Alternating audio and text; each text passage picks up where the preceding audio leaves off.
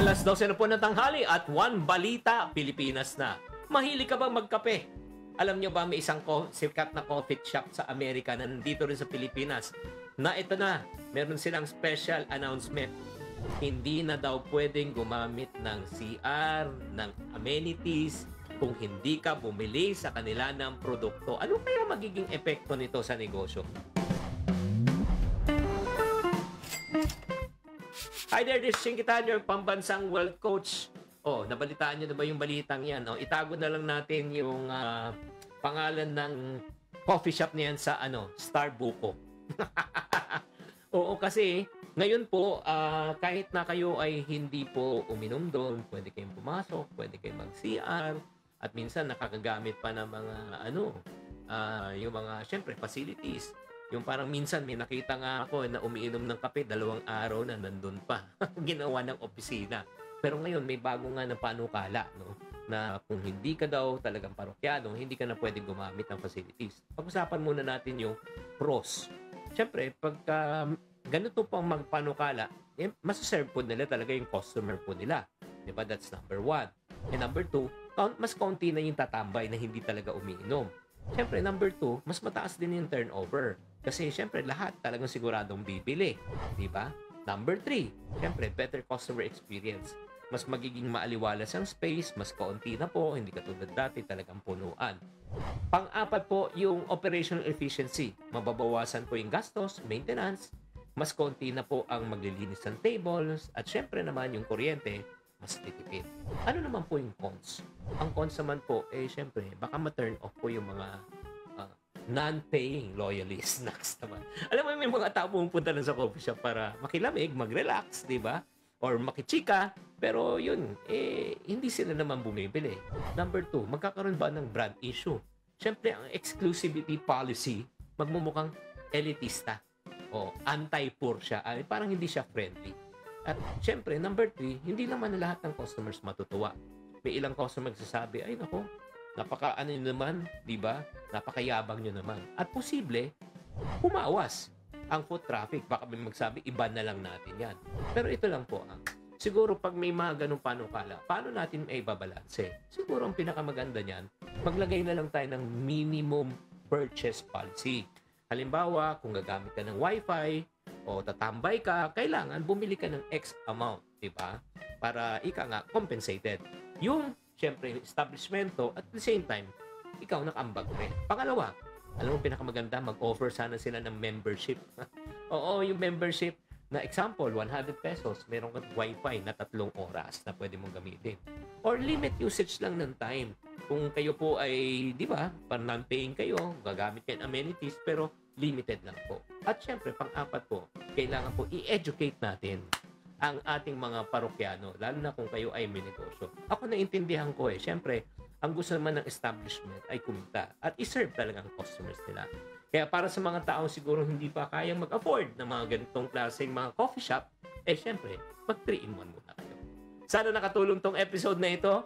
Tatandaan, tamang karunungan, tamang disiplina po ang susi sa pagyaman. Buena mano sa ating One Balita Pilipinas ngayong Miyerkules. Bagong PhilHealth President and CEO Edwin Mercado simula na agad ng trabaho matapos manumpa kay Pangulong Bongbong Marcos kahapon. Delivery ng langis na galing umano sa iligal na paihi. Ipinatigil ng Bureau of Customs sa isang pantalan sa Batangas. Ang paihi ginawa pa raw malapit sa West Philippine Sea. Mga ordinaryong mamamayan, pinayagan na ng COMELEC na manghuli ng mga bumibili at nagpapabili ng boto. Commission on Higher Education, nakipag-usap na raw sa pamantasan ng Kabuyao tungkol sa layunin ng kanilang English-only policy. Pag-uusapan natin. At mga bagong programa na magpapaganda sa inyong umaga. Dito sa One News, ipinakilala na. Balitang mainit-init pa! Yan ang latest sa showbiz sikahan. Ngayong tanghalian, kasalo si Cheryl Cosset. One Balita Pilipinas!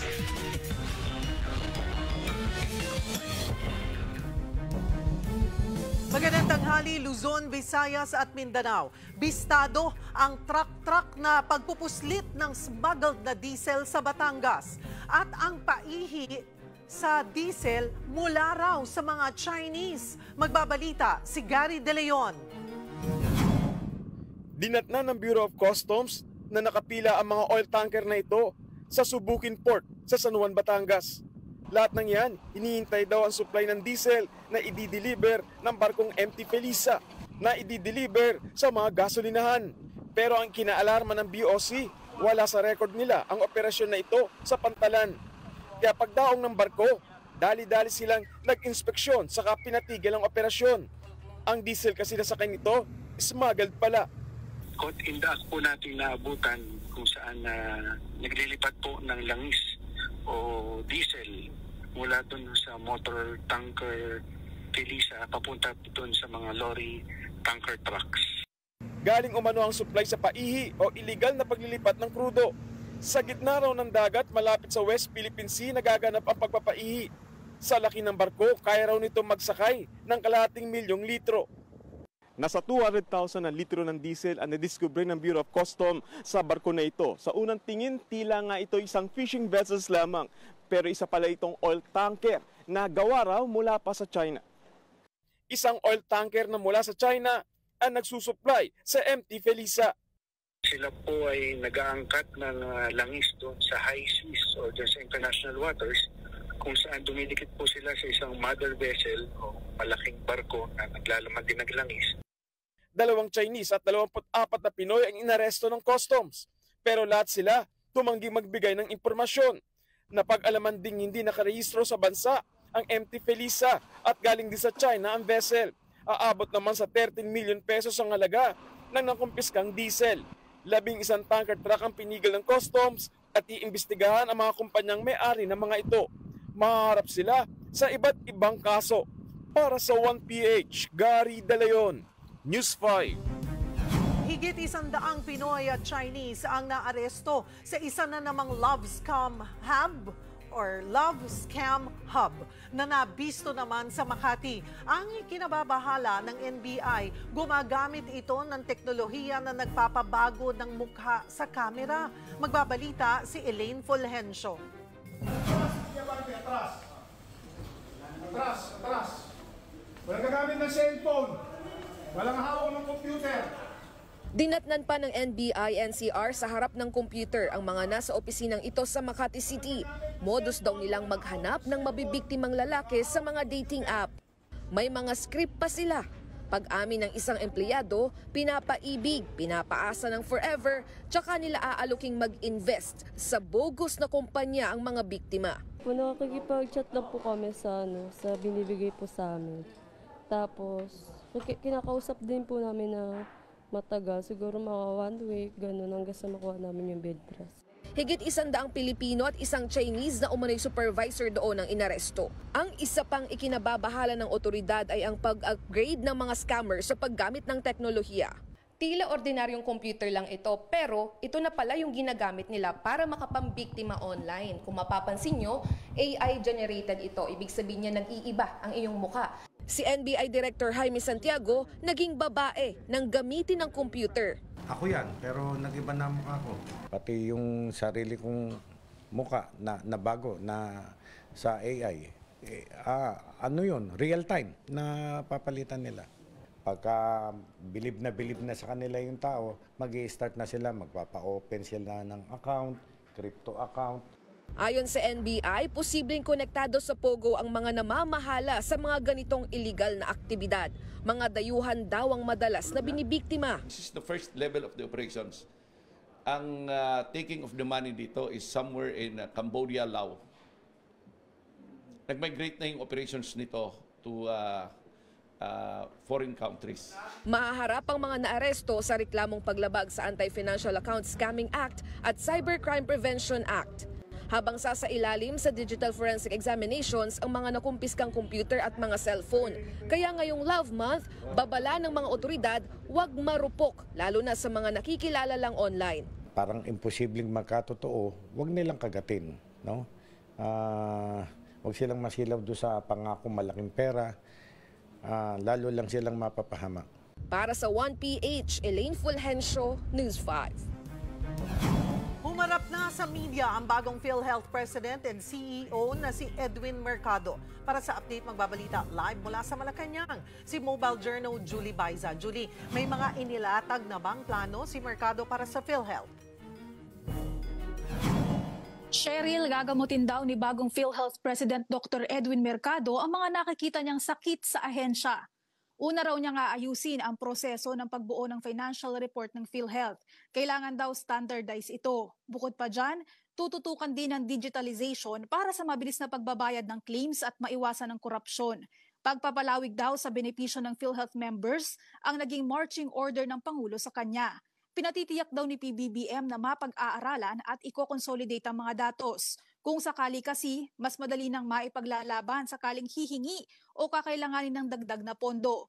Nangako naman si Mercado na magiging efficient sila sa ahensya matapos ngang tanggalan ng subsidy ang ahensya sa ilalim ng 2025 national budget.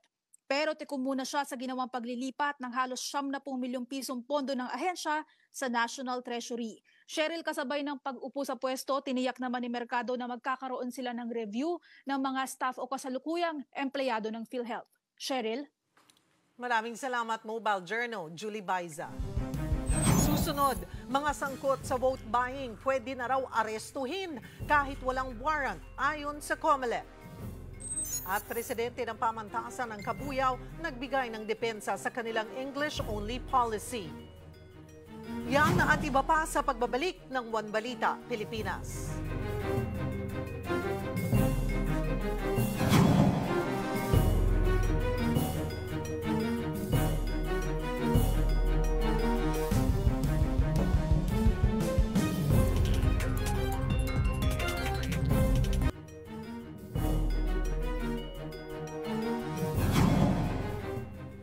Nagtitipon sa isang caucus ang mga kongresista sa batasan ngayong araw. Sabi ni House Deputy Minority Leader Franz Castro, hindi siya naimbitahan sa pulong. Pero ang dinig niya, paghahanda raw ito ng mayorya sa ipipresentang impeachment complaint laban kay Vice President Sara Duterte. Ang ilang mambabatas naman na naimbitahan, gaya ni OFW Party List Representative Marisa Del Mar Magsino, sinabing hindi siya sigurado kung kasama nga ang impeachment sa pag-uusapan. Maging si House Assistant Majority Leader Tammy Zamora, hindi rin daw alam kung ano ang agenda. Ang mensahe lang daw sa kanila, magkita sila sa Romualdez Hall. Ngayong linggo na ang deadline ng Kamara para isumite kay House Speaker Martin Romualdez ang impeachment complaint laban kay VP Sara Duterte.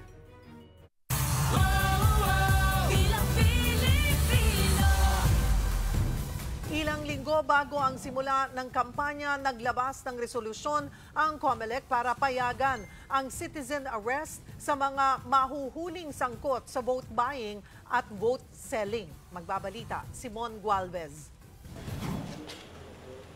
Bilang ng mga araw ng mga bumibili ng boto, naglabas na kasi ng resolusyon ng COMELEC para payagan ang warrantless arrest sa mga sangkot dito. Ibig sabihin, kahit ordinaryong mamamayan, pwede na rin manghuli ng mga bumibili pati ng mga nagpapabili ng boto. Kung yung aarestuhin ay caught in the act, pinapayagan po ang citizen's arrest. Pero paalala ng COMELEC, kung makakita man ng mga taong bumibili ng boto, mas maiging humingi ng tulong sa mga otoridad para hindi na rin mapahamak. Sa Biyernes, nakatakdang ilunsad ng COMELEC ang Kontrabigay Committee na mas magbibigay linaw sa mga abuso sa panahon ng kampanya. Kung tutusin, naaayon naman sa batas ang warrantless arrest oras na may maaktuang krimen, gaya na lamang ng vote buying o selling. Pero git ng COMELEC, maaaring gamitin ng mga law enforcers itong resolusyon ng ahensya bilang dagdag na depensa. Samantala, nagkasundo na ang Bicameral Conference Committee sa 5 buwang postponement para sa unang BARM parliamentary elections. Gaganapin na ito sa October 13 imbis na isasabay sa national at local elections sa Mayo. Susunod naman daw ang COMELEC, pero wala na raw silang 2.5 billion pesos na kakailanganin para dyan. Ang Bangsamoro parliamentary election ay nakasakay lang sa national and local elections. Kung meron man po nakaseparate na gastos sa Bangsamoro parliamentary election, ay yan po ay pag-iimprenta nung balota. Pero yung bayad sa guro, bayad yung pong mga machine, yung renta ng machine, yung pong mga ballot boxes, yung ganyan, lahat po na election paraphernalia, kasama po yon sa national and local elections. Maglalabas din ng COMELEC ng resolusyon kaugnay sa mga artista o social media influencers na may campaign materials ng kandidato. Nakasaad daw dito na automatic na iisiping bayad ang mga ito ng kandidato.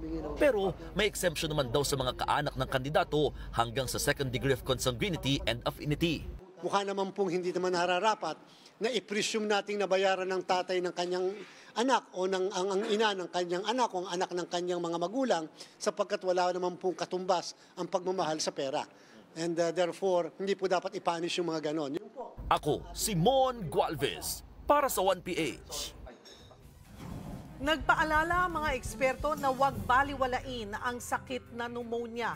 Usap-usapan pa rin ang sakit na ito na ikinamatay ng Taiwanese actress na si Barbie Hsu. Ngayong araw, nag-schedule na siyang i-cremate at bukas iuwi ang kanyang mga abo sa Taiwan. Dito sa Pilipinas, pang-apat ang pneumonia sa leading causes of death nitong nakaraang taon, kung saan umabot sa higit 16,000 Pilipino ang nasawi. Kaugnay niyan, magkakausap natin si Dr. Maricar Limpin, Executive Director ng Action on Smoking and Health of the Philippines o ASH. Magandang hapon po sa inyo, Doc Limpin. Hello, good afternoon, Cheryl. Doktora Limpin, ito nga po na kuha bigla yung attention ng mga kababayan natin dahil nga po sa pagpanaw ni Barbie Hsu on pneumonia, because of pneumonia. Ito po, siguro ito yung pagkakataon na mas maipaintindi natin sa mga kapatid natin ang sakit na ito. Ano ba ang influenza-induced pneumonia? Yeah, ang influenza, no, may dalawang klase yan, influenza A, influenza B. But it is a viral form of infection na pwedeng magkaroon ng complications will lead to a viral pneumonia.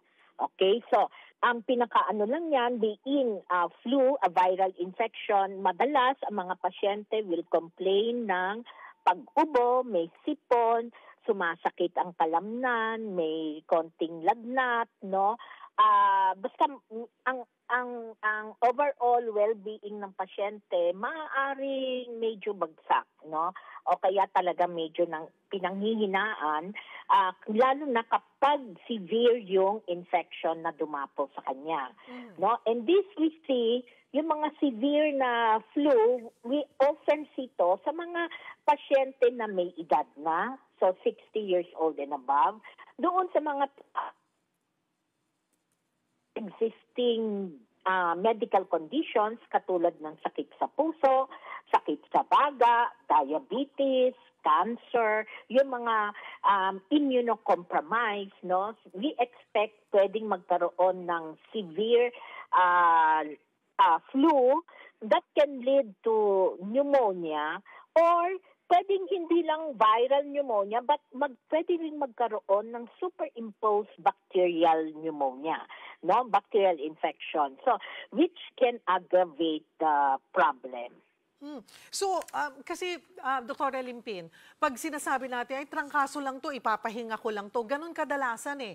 Pag nararamdaman natin itong ubo, sipon, lagnat, and aches sa katawan o mga pain, no? Yung masakit ang ating pangangatawan, paano siya nagiging pneumonia? Yes, kasi remember, parang katulad din yan na Cheryl ng COVID-19.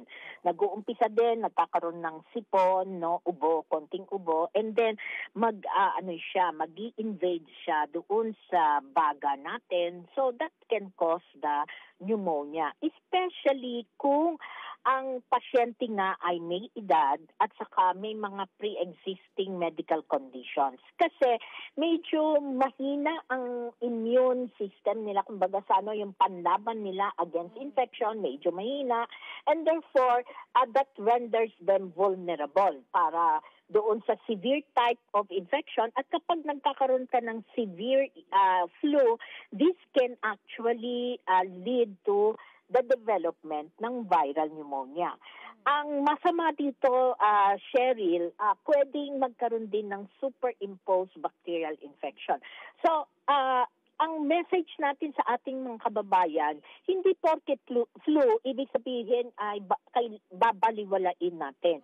Kaya importante na nagpapatingin agad tayo para kung sakaling dumating ito, nagkaroon tayo ng pneumonia, pwede ho tayong mabigyan ng support, no, in terms of yung kung ano yung gagawin, and also kung may bacterial infection, mabibigyan kagad tayo ng antibiotics. Doc, yung kanina mga nabanggit natin na senyales, sintomas, ubo, sipon, lagnat, aches, yaan yung influenza, yung trangkaso. Paano, kailan tayo magsususpecha or kailangan ng pumunta sa ospital? May iba pang senyales, sintomas na nagsisimula na ang pneumonia? Okay.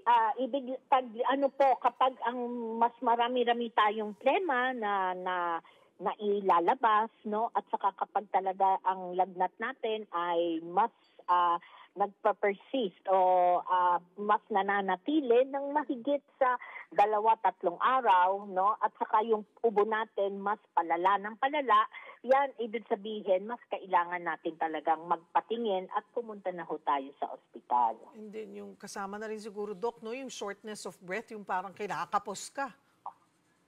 Oo, pero Cheryl, hindi ko nga isinama yan dahil paghihintayin pa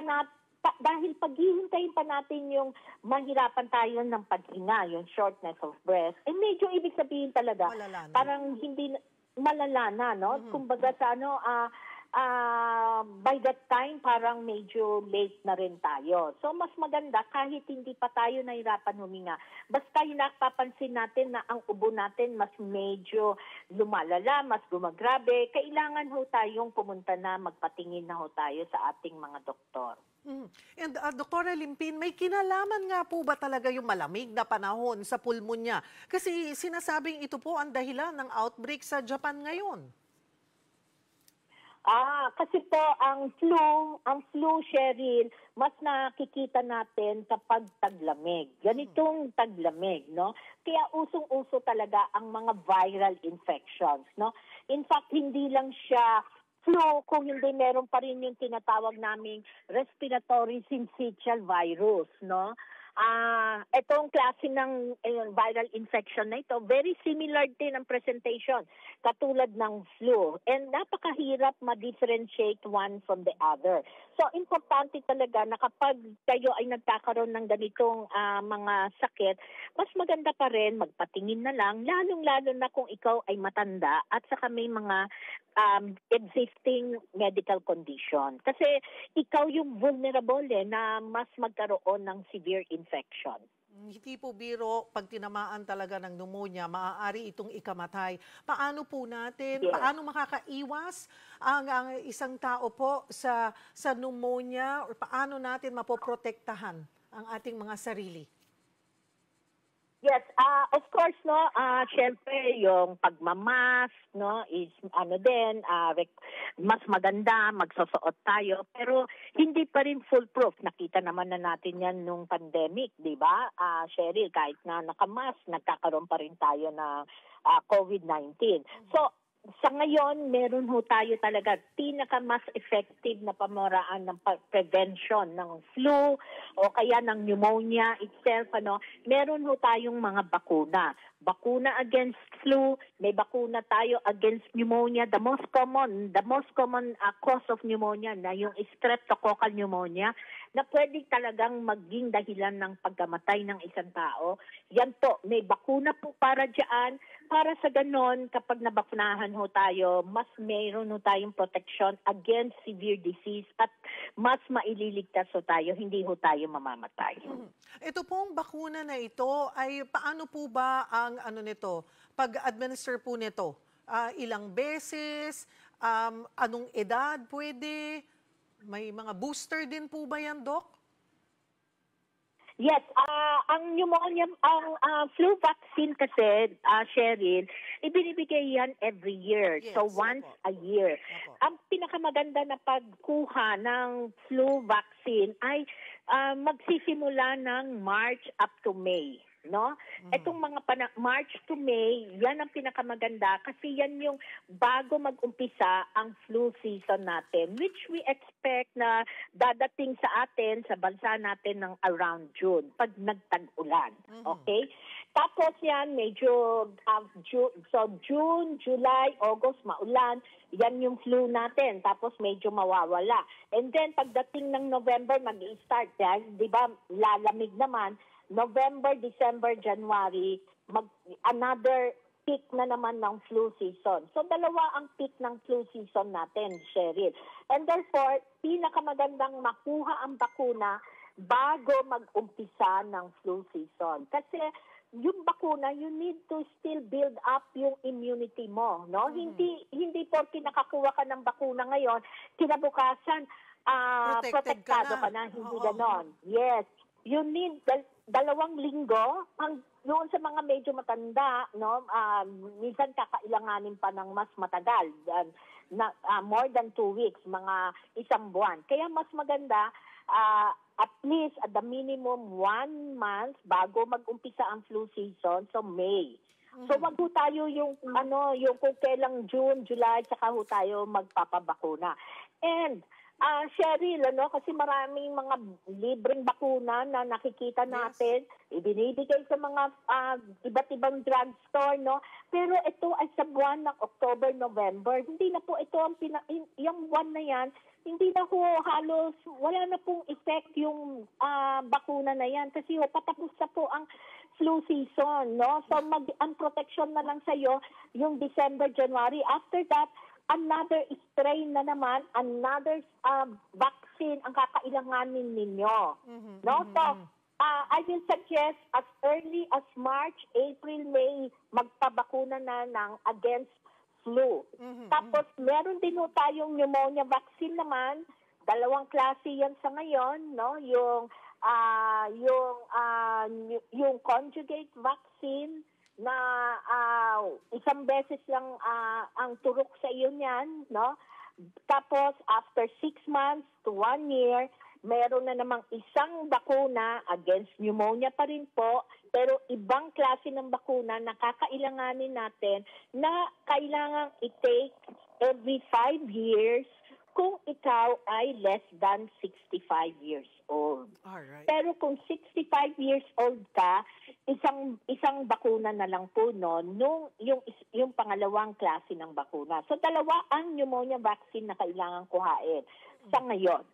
But, Cheryl, kasi ina-expect namin may darating tayong bagong bakuna, yun na lang ang kakailanganin natin. But as of now, wala pa ho yan dito sa ating bansa.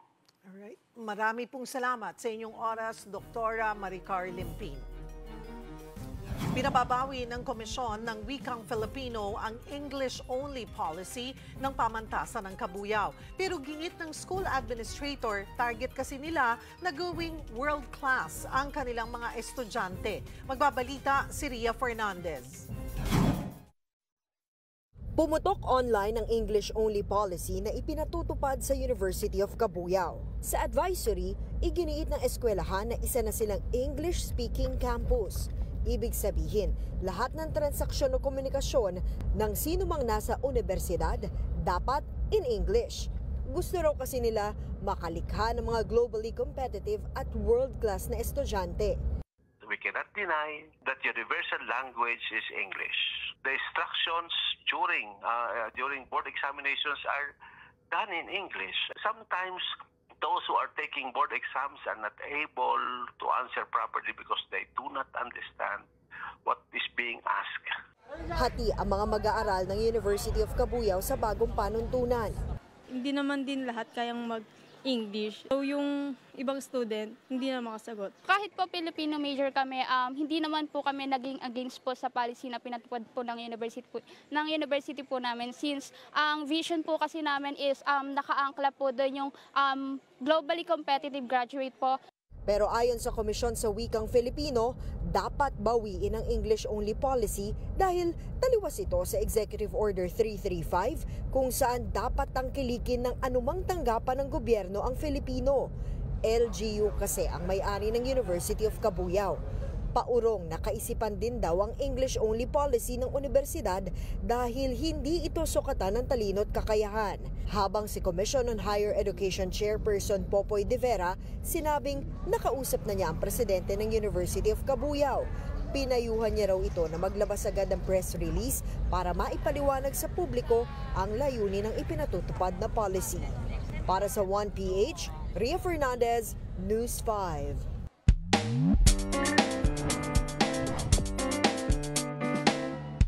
Magandang tanghali mga kapatid.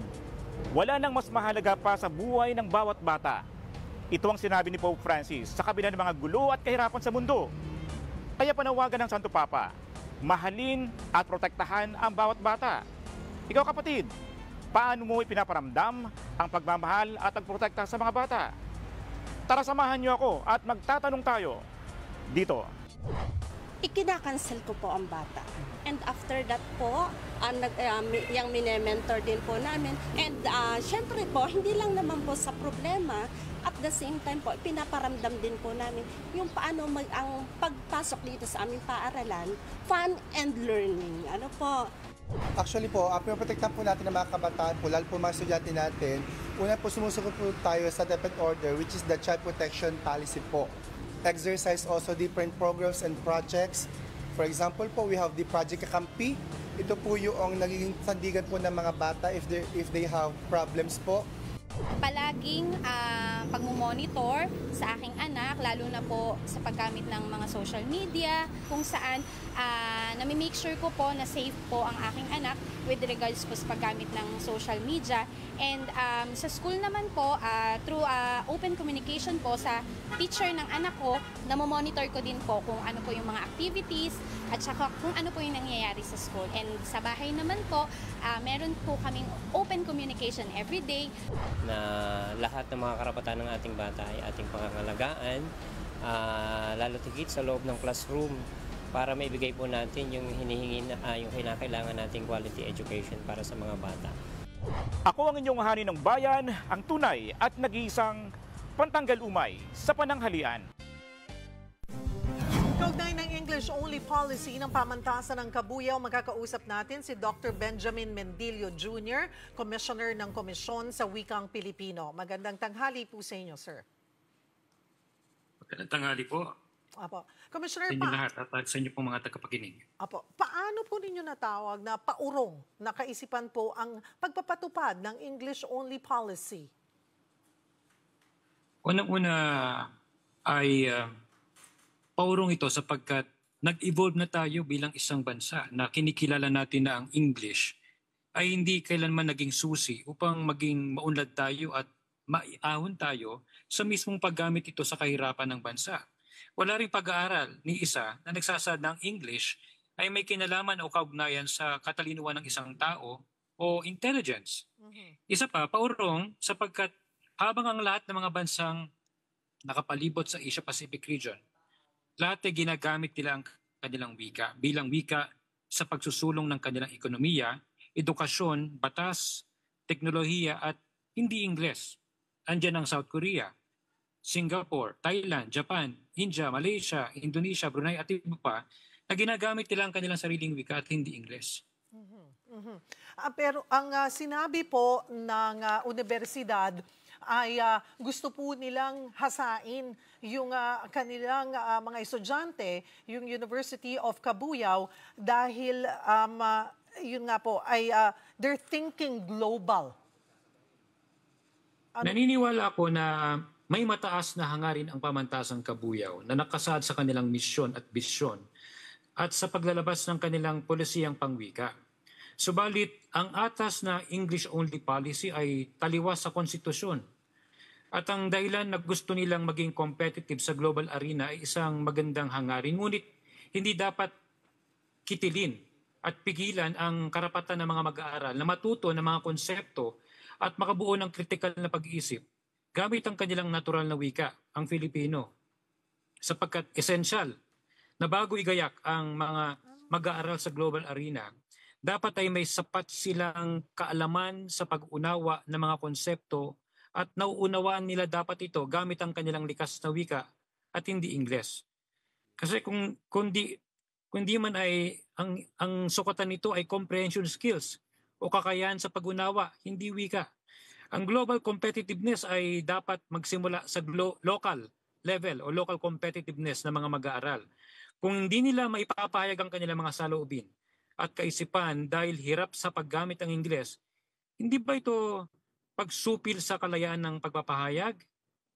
Malinaw ang sinasabi ng Konstitusyon sa Article 14, Section 6, na ang wikang pambansa ng Pilipinas ay Filipino at dapat ibungsod ang puspusang pagtataguyod sa paggamit ng Filipino bilang medium ng opisyal na komunikasyon at bilang wika ng pagtuturo sa sistemang pang-edukasyon. Sa English po, the use of Filipino as a medium of official communication and as a language of instruction in the educational system. Malinaw po yan. Sabi po ninyo, base dun sa EO 335, dapat tangkilikin nga po ng government offices ang wikang Filipino. Pero nakasaad din po ba dyan na bawal magpatupad ng English-only policy po? Malinaw po sa EO 335 na dapat gamitin ang wikang Filipino upang madaling maunawaan ng mamamayan ang mga serbisyong pinagkakalob nito sa publiko sa pamamagitan ng paggamit ito sa opisyal na transaksyon, komunikasyon at mga liham. Kung gagamitin ang Ingles sa lahat ng mga uri ng opisyal na transaksyon, komunikasyon at korespondensya sa mga liham, ay maaaring gamitin kung ang lumiliham sa kanila o ang clientele nila ay banyaga. Sa memo po ng DILG na inilabas nila in 2014, series of 2014-62, inaatasan ang lahat po ng kawanihan at mga local government agencies and instrumentalities na dapat ay paigtingin ang paggamit ng Pilipino at dapat sundin po nila yan. At ang pamantasang kabuyaw po ay, narinig ko po, ito ay kontrolado po ng LGU. Therefore, ito po ay saklaw po ng DILG at naglabas po sila dyan ng Memorandum 2014-62 na dapat po ay sundin nila ang implementasyon ng naturang atas. May pananagutan po ba ang mga nagpapatupad ng ganitong polisiya? Walang nakasaad sa naturang batas ang anumang pananagutan sapagkat nakakaya naman sa kulay ng ating mga balat na gumamit ang Ingles na hindi naman tayo mga likas na Amerikano. At malinaw naman sa ating konstitusyon ang probisyon na ang wikang Pilipino ay gagamitin sa sistemang pang-edukasyon. Wala po kasing ibang tatangkilik ng wika, kundi tayo mga Pilipino. Ito ang salamin ng ating dangal at kaluluwa bilang mamamayan ng ating bansa. At para po sa inyo, paano ba dapat isulong po yung global competitiveness sa mga paaralan at ahensyang konektado po sa gobyerno nang hindi na isasantabi ang wikang Filipino? Tama po. Ano po ang pwede nating gawin? Ano po ang sa tingin nyo? Maliban po dito sa iniisip na English-only policy? Unang dapat po ay kilalanin ang language diversity. At pangalawa po ay sundin ang konstitusyon sapagkat malino naman po ang atas ng konstitusyon at dapat po ay gamitin ang wikang Pilipino. At kilalanin din ang karapatan ng mga mag-aaral na matuto sa kanilang sariling likas na wika. Hindi lang po Pilipino pinag-uusapan natin dito, iba pang mga wika sa Pilipinas, pwede pong gamitin din po yan. Ang mga mother tongue po ng mga wika, pwede rin pong gamitin yan as an auxiliary language po upang lumalim ang critical na kaisipan ng mga mag-aaral. Ang mga language policy po tulad nito na English policy only po ay nagpapahina po yan sa mandato po ng bawat isa sa atin, mga mamamayang Pilipino, na dapat pong gamitin natin ang ating sariling wikang pambansa. Meron po tayong pambansang wika, itong wikang Pilipino. At hindi naman po English ang ating pambansang wika. Ito po ay isa sa mga wika na opisyal, pero po meron pong konstitusyon at merong atas tagapagpahayag na 335, sundin po natin ito. With this po, ang sinasabi ay suportado naman daw po ng lokal na pamahalaan ng Kabuyao yung English-only policy ng pamantasan. May aksyon po ba kayong gagawin on this? Una po ay makikipag-dialogue po siguro ang komisyon hinggil po rito.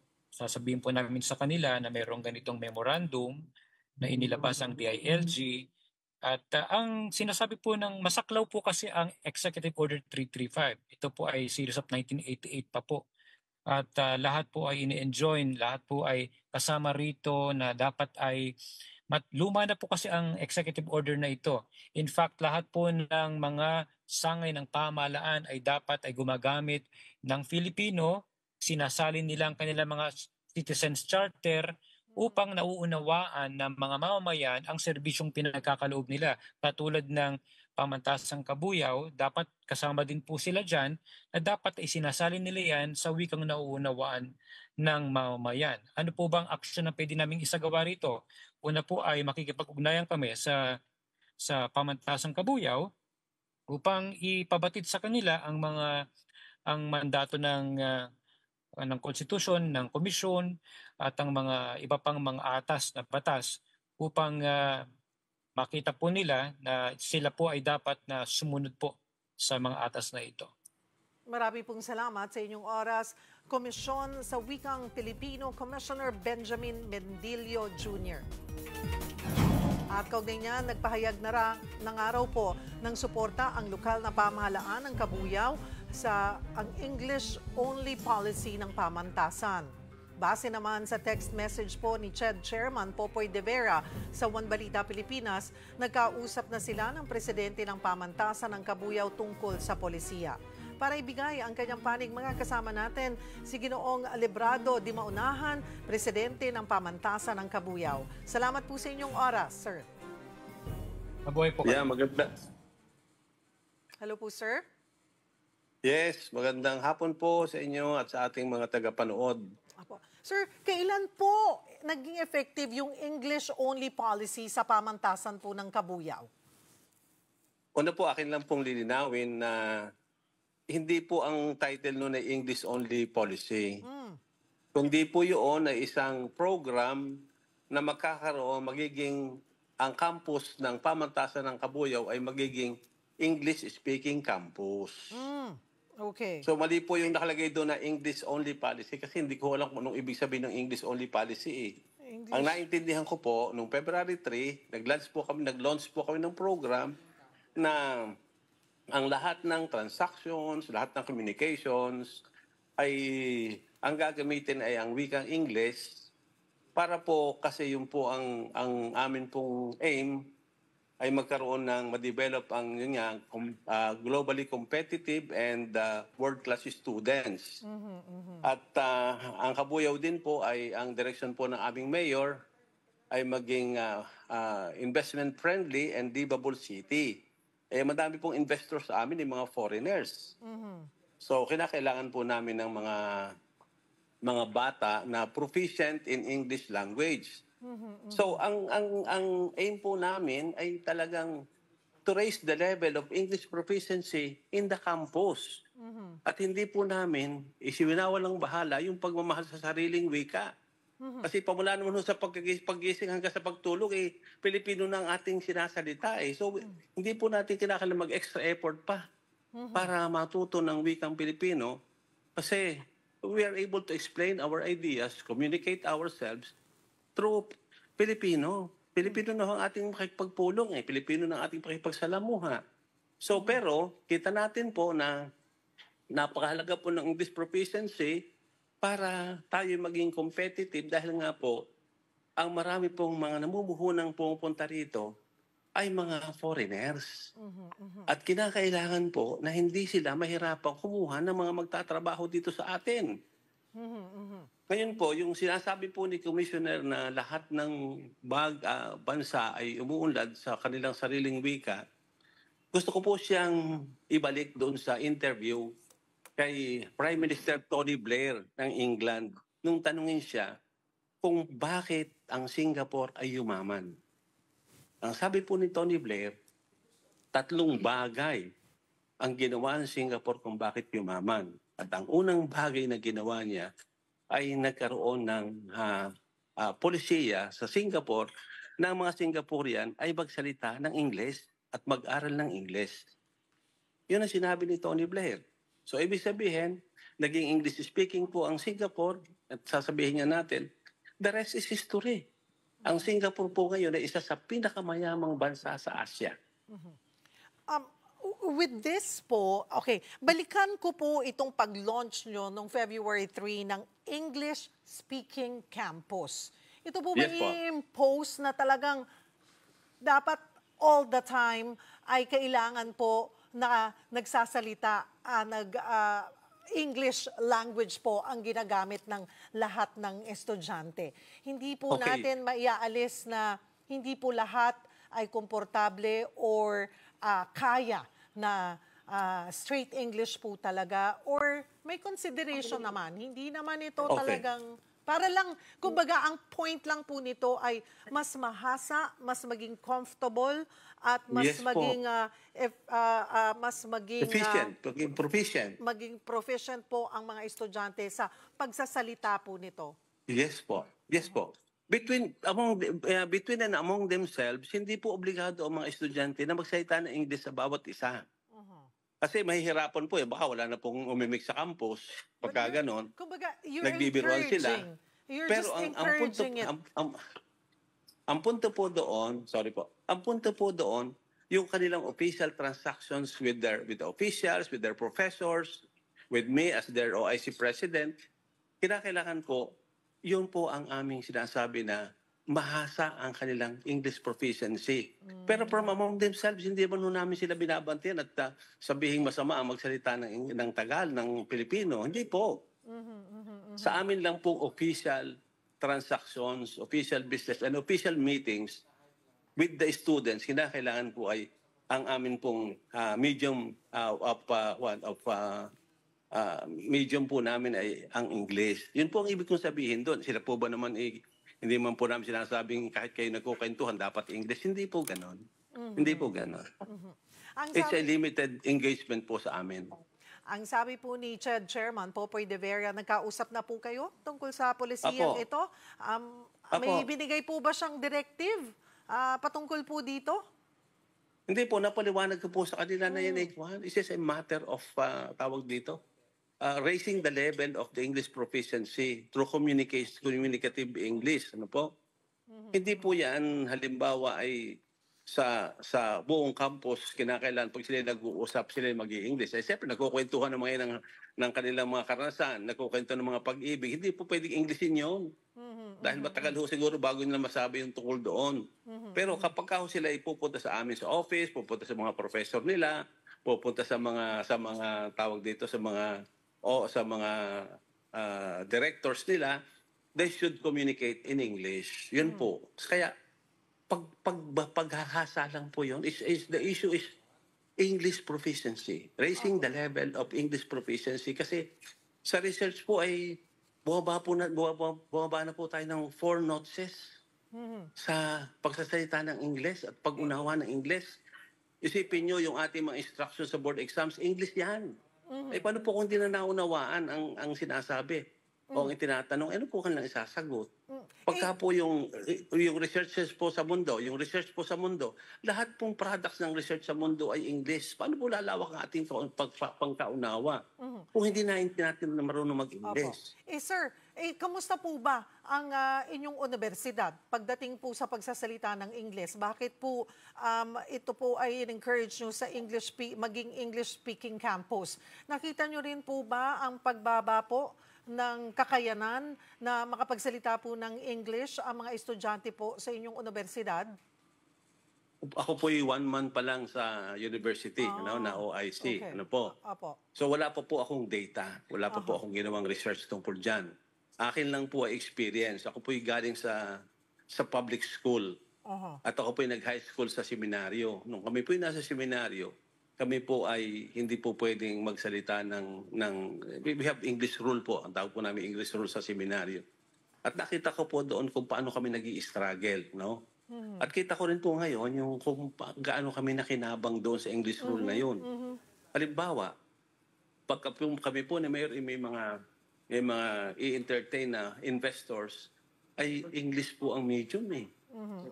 Kaya po natutuwa kami, bagamat we are still struggling to speak this language kasi hindi naman talaga yun ang mother tongue natin, natutuwa po kami kasi at least napapakinabangan po namin na kami nakakapag-usap and we are able to share our ideas to these people, or we are able to get contacts or contracts with them, because we are able to understand what they are saying, and we are able to express ourselves to them. Yun po ang nakita ko nakatulong po sa amin, nakatulong sa akin personally. So, sir, ayan po, it's clear na English-speaking campus, ini-encourage ito, hindi ini-impose. At you only speak in English when you talk to the teachers, the personnel. Pero pwede pa rin ang mga estudyante na magsalita sa sarili nating wika. Saan po nanggaling yung English-only policy? Lumaki tuloy. Inedit po yun nung nag-post na yung aming pong MIS, yung pong aming information. Kinausap po kaninang umaga at sinabi ko sa kanila na hindi naman yan ang espiritu ng program na aking ginawa. Pero akin lang meron po akong bibigyan ng emphasis. Siguro na nakita ko dapat bigyan ng emphasis.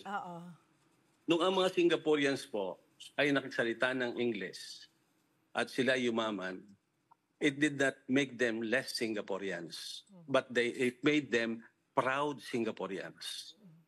Ngayon po, yun din po sinasabi, gusto kong sabihin sa ating mga kababayang Pilipino, when we speak this language, when we adapt to this universal language, it will not make us less Filipinos, but it will make us proud Filipinos, especially our young people, because through this language, they will be able to express themselves freely and communicate their ideas to the world. Yun po ang gusto kong bigyan ng diin. No? Hindi po tayo tumatalikod sa ating sariling wika, nagmamahal po tayo sa ating wika.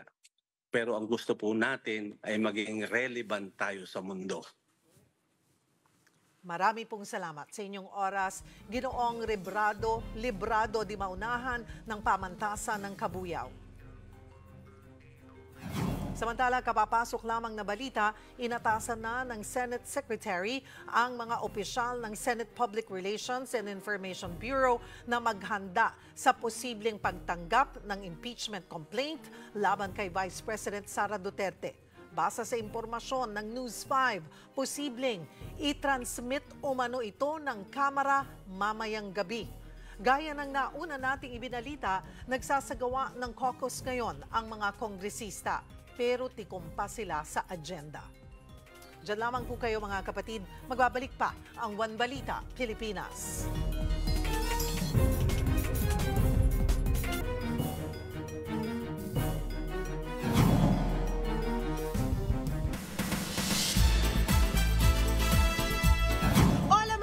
Ito na last day na natin on location. Dito pa rin sikreto sa Luzon. Pero ichichika ko sa inyo soon enough kung ano nga ba yan. Basta malift lang yung embargo. Pero bonggang-bongga ito dahil global project itong hatid ko sa inyo. Soon na kwento. Pero speaking of global, may nakausap din tayo, no? Ang King of K-Drama soundtrack sa si 10cm. Nakakatapos ang po sorpresahin ng mga fans nila ni TJ Monterde sa sold-out concert nito. Narito ang aking chikahan sa report na ito. Unang banat pa lang, mapapatili ka na mula sa hit K-dramas gaya ng Lovely Runner, Crash Landing on You, Hotel de Luna, at syempre, Queen of Tears. Gusto ko muna sabihin you're the light to my darkness, I'll just realize it. Do it, yarn!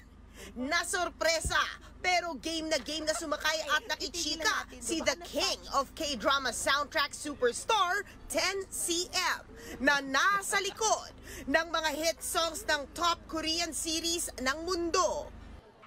Nasa bansa ngayon si 10cm. Sinurpresa lang naman niya sa last day ng sold out Sarili Nating Gabi concert kagabi ang kanyang Pinoy BFF at OPM star na si TJ Monterde sa Smart Araneta Coliseum.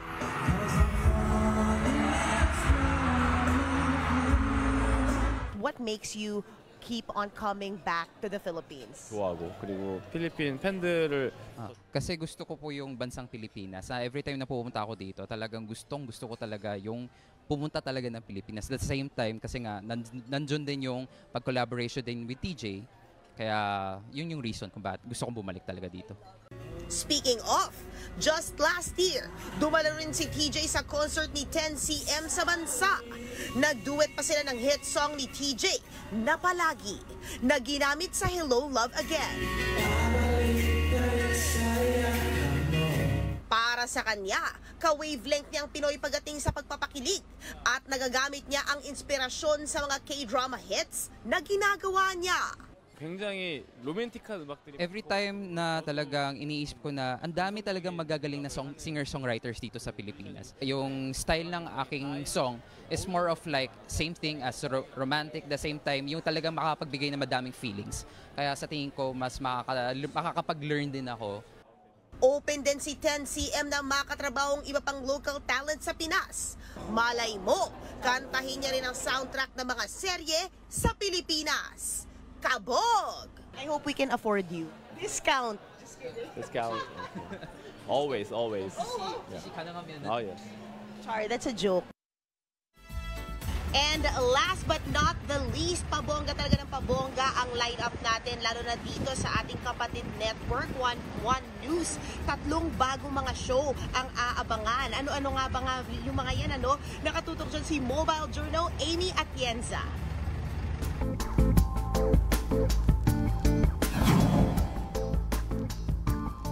Sa Lunes, February 10, ipapalabas na ang mga bagong programa sa morning block ng One News. Uumpisahan niya ng Morning Matters, hosted by Gretchen Ho, mula alas 8 hanggang alas 9 ng umaga.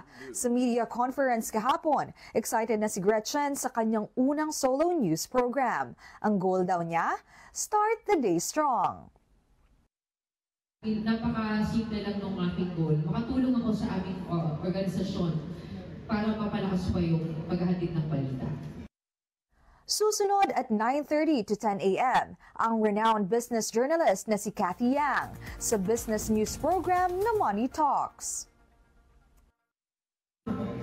It actually comes at a very critical time kasi nga, yung launch natin, February 10, ito yung start of the campaign period for national elective posts. And one cannot separate politics from business. 10 to 11 a.m. naman ang Castros na sina Angelo at Angela para sa News and Views. Na bukod sa pagpabalita, bibigyan ng konteksto ang relevant social issues sa bansa. Gusto lang namin na mabigyan ng konteksto din lahat ng balita. At at the end of the day, yung mga nanonood sa atin, mag-discern nila kung ano ba yung tama para sa kanila. We will present factual news, but also our opinions will come into play. So parang may kapeng, may garyo, but you're wrong, you're wrong, you're wrong. And then the viewer can decide who had a better argument. Mobile Journal, Amy Atienza po, hatid ang mukha ng balita. At yan muna ang latest sa showbiz. See you guys tomorrow sa studio and back to you guys dyan muna sa studio. Happy birthday to you. Meron talaga. Happy birthday to you. Happy birthday to you. Happy birthday, happy birthday. Okay. Happy birthday to you. Maraming salamat. Ayaw. Thank you. Marami pong salamat sa One Balita Pilipinas family. Of course, sa One PH sa Signal, marami pong salamat. Actually, sa Friday pa po, kaya lang naka-birthday leave na po ang inyong lingkod. So magkita-kita po tayo sa Lunes. Pero for now, yan po ang mga bumabanderang balita at public service sa inyong tunay na kasalo sa tanghali. Hanggang bukas, dito sa Balita magpapabusog sa inyong kaalaman. Ako po si Cheryl Cosim. Kami ang One PH, teleserbisyo para sa Pilipino. Thank you.